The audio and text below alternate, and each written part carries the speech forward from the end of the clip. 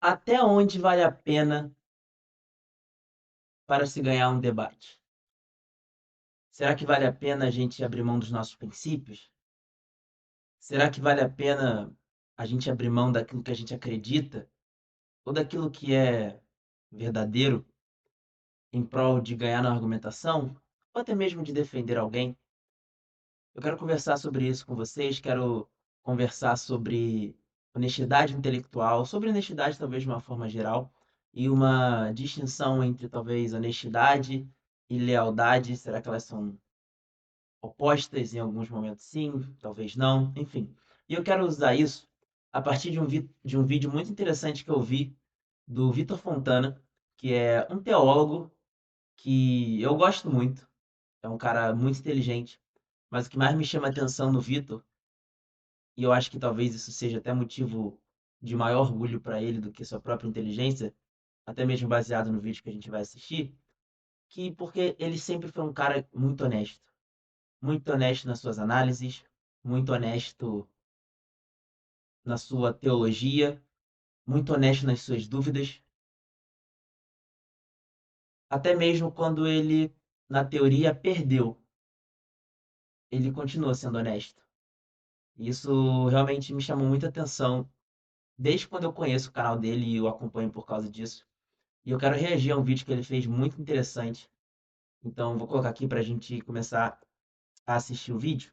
E para quem não sabe, o Vitor Fontana é um teólogo. Antes disso, se inscreva no canal, deixe seu like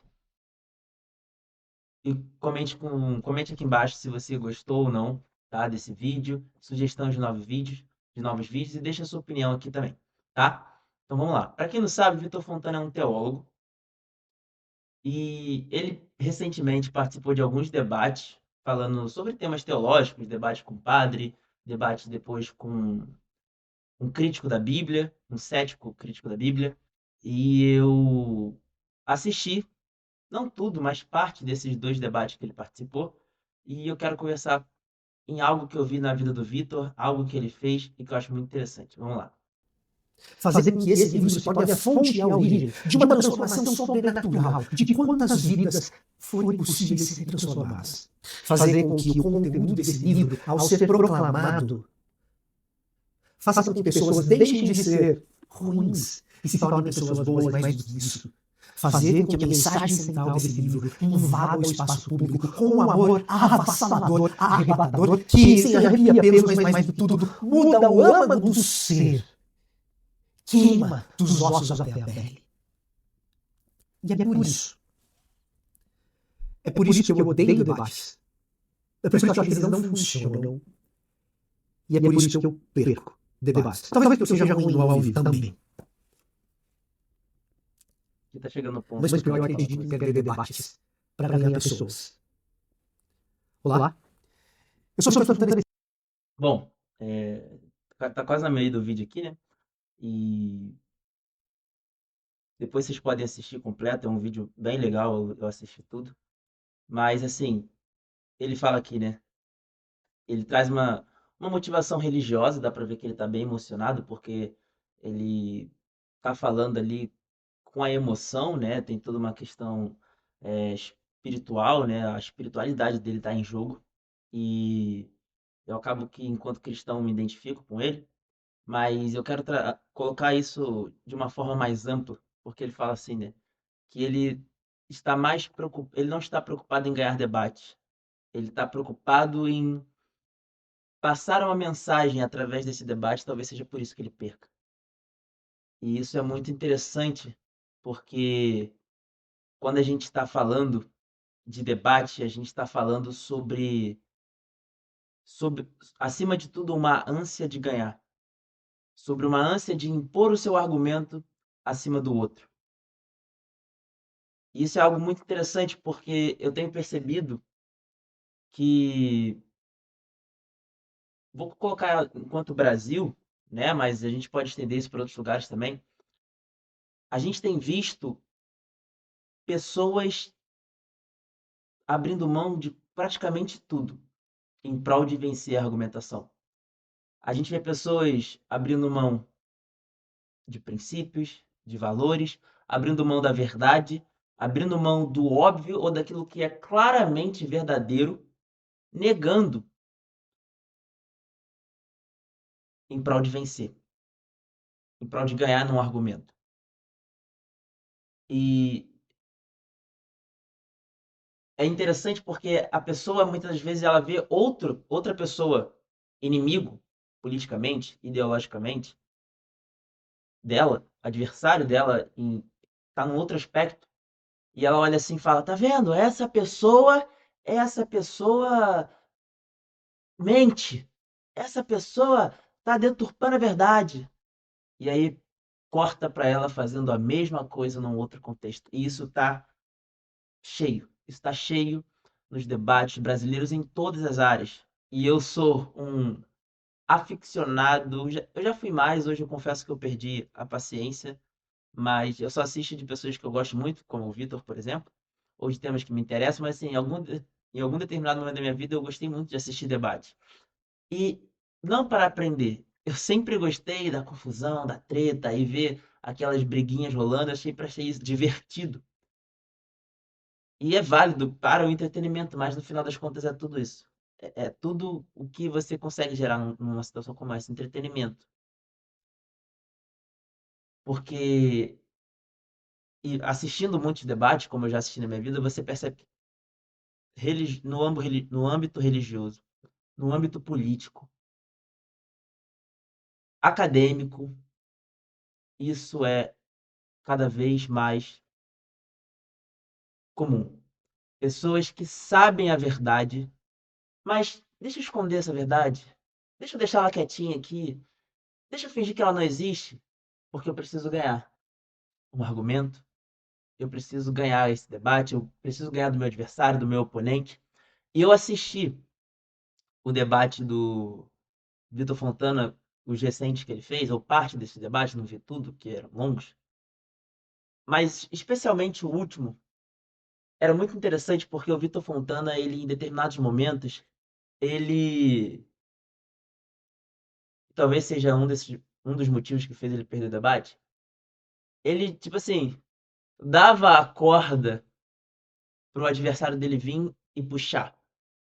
E eu não acho que ele fez isso porque ele era ruim ou porque ele não sabia o que ele estava fazendo. Eu acho que ele sabia exatamente o que ele estava fazendo. Eu acho que ele sabia que ele estava jogando a corda. E eu acho que ele sabia que o adversário ia puxar a corda. Mas ele preferiu fazer. Mesmo assim, ele preferiu jogar a corda. Porque a mensagem que o Vitor Fontana queria passar era maior do que aquilo que ele poderia ganhar, talvez, se ele tivesse sido uma máquina de debate. Isso é muito interessante porque a gente vê isso em vários contextos. Político, nossa, rodo. Quantas vezes você já não viu um político, alguém de algum grupo político descendo a lenha em um adversário político, e aí quando é alguém do seu próprio grupo político fazendo a mesma coisa, ou pior, ou muito parecido, esse cara, ah, mas não é bem assim. Não, mas olha, a gente precisa entender o contexto. Ou então não fala sobre, ou então começa a fazer piadinha para tentar fazer com que a coisa não fique tão séria. Mas quando é o adversário, mói, mói, mói. E muitas das vezes a gente começa no debate público, seja em qual área seja, com as boas intenções, mas quando a gente vai vendo a coisa, como ela é corrompida e como funciona, você acaba se corrompendo junto. Você acaba indo na onda. Porque senão você vai perder todos os debates e como fica o seu nome, como fica a sua carreira, como fica o seu ministério, como fica o seu grupo, o seu movimento, como fica a sua história. Você vai ficar para a história como alguém fracassado, como alguém que perdeu, você não quer isso. E isso é uma coisa que está muito comum. Está muito comum em qualquer âmbito. E é admirável que pessoas como o Vitor Fontana façam diferente. Façam diferente. E quando a gente olha para a nossa sociedade brasileira, eu acho que a gente entende que isso não é algo que basicamente que acontece de vez em quando, ou é algo que está apenas nas elites, mas isso é algo que está enraizado em toda a nossa sociedade. Talvez o famoso jeitinho brasileiro, a ideia de eu preciso dar um jeitinho para ganhar, e às vezes esse jeitinho é contar uma pequena mentira, é deixar uma resposta que é a verdadeira, mas eu não vou dar essa resposta porque isso vai dar argumento para o meu adversário ou para o meu oponente. Então eu dou um jeitinho, eu maquio, eu finjo que não existo. E é muito interessante porque eu estou lendo um artigo, eu vou tentar colocar ele aqui, um artigo muito bom, que é esse artigo aí que está na tela para vocês agora, que é esse aqui do José Carlos Messias Santo Franco, né, da UERJ, e o nome do artigo é A Construção da Figura do Herói nos Mangás e Comics, uma análise comparativa entre samurais e super-heróis. E, bom, esse artigo ele tem uma função de... Ele vai fazer toda uma... Como o nome já diz, né? Ele vai analisar como funcionam os mitos, os heróis, as histórias quadrinhos, os mangás, e como isso pode refletir a cultura de uma sociedade.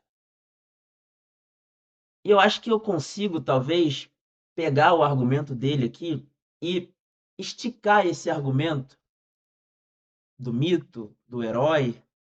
E ele vai falar muito, por exemplo, se você for pegar a mitologia grega, e como essa mitologia grega, ela representava algumas o ideal. Então, os deuses gregos, eles representavam o ideal de sucesso e de fracasso daquela sociedade. Então, quando a gente pega Zeus e via como Zeus se portava, tanto em seus feitos positivos quanto negativos, a gente vai ver a figura de alguém que fazia coisas boas ou coisas ruins, mas acima de tudo fazia aquilo que queria. E fazer aquilo que quer, independente se essas coisas são boas ou ruins, era um sinal de poder. E a cultura grega enxergava isso como um sinal de poder. Então era preferível que você tivesse um deus que talvez fosse um deus violento, que talvez fosse um deus abusador, mas esse deus era um deus poderoso. E eu estou me referindo, por exemplo, a Zeus, do que ter um deus fracassado. Então a gente percebe como a cultura, como os mitos refletiam um pensamento de uma sociedade. E quando a gente estica isso do herói, do mito, e traz, por exemplo, para os ídolos, e você percebe quais são os ídolos da nossa sociedade. Se a gente for pegar em termos de Brasil, a gente vai falar de jogadores de futebol, artistas. E existe uma característica muito forte nesses grupos, que é a característica da lealdade. O que é a característica da lealdade? É eu defendo os meus, ainda que eles estejam errados. Então, você vai ver isso, por exemplo, em jogadores de futebol, que às vezes vai defender o outro colega. Vamos pegar num jogo de futebol. Às vezes ele vai defender o colega dele que ele sabe que fez a falta. Ele sabe que merece tomar o cartão, mas ele vai estar lá xingando o juiz. Vai estar lá xingando o juiz. Como pode? Você é muito ruim. Mas no fundo ele sabe que o colega dele fez a falta. Mas é a figura da lealdade, eu tenho que defender o meu. Os artistas, isso acontece muito também. E isso vale para dentro do campo, né? Pegando o caso dos jogadores, mas isso vale para fora do campo. Então, quando um jogador comete um crime fora do campo, e às vezes alguns jogadores vão lá e dão aquela passadinha de pano, isso acontece muito. Porque essa figura da lealdade, ela tá enrustida nos nossos ídolos, né? E da mesma forma que a gente ajuda a construir ídolos, porque os nossos ídolos, eles se tornam ídolos porque eles se parecem conosco, ou eles percebem como a sociedade age e eles fazem a mesma coisa e assim se tornam ídolos. E de certa forma também somos influenciados por esses ídolos. E aí você percebe o quão que essa cultura da lealdade ela é presente nesses ídolos. Então a gente pode talvez dizer que essa cultura ela é presente também na nossa sociedade, que a cultura da lealdade está acima da cultura da verdade, que é se faz parte do meu grupo, se faz parte da minha galera, se faz parte da minha religião, se faz parte da minha ideologia, se faz parte da minha turma, eu vou defender. E a defesa dessa pessoa está acima da verdade. A defesa dessa pessoa está acima da honestidade. Então, a cultura da lealdade aqui no nosso Brasil, ela vale mais do que a cultura da verdade. E eu não estou dizendo que ser leal a alguém é ruim. Claro que não, óbvio que não. Ser leal a alguém é um sinal de caráter. Ser leal a alguém é um sinal de valor, de princípio. Mas essa lealdade, ela não pode estar acima do que é verdadeiro.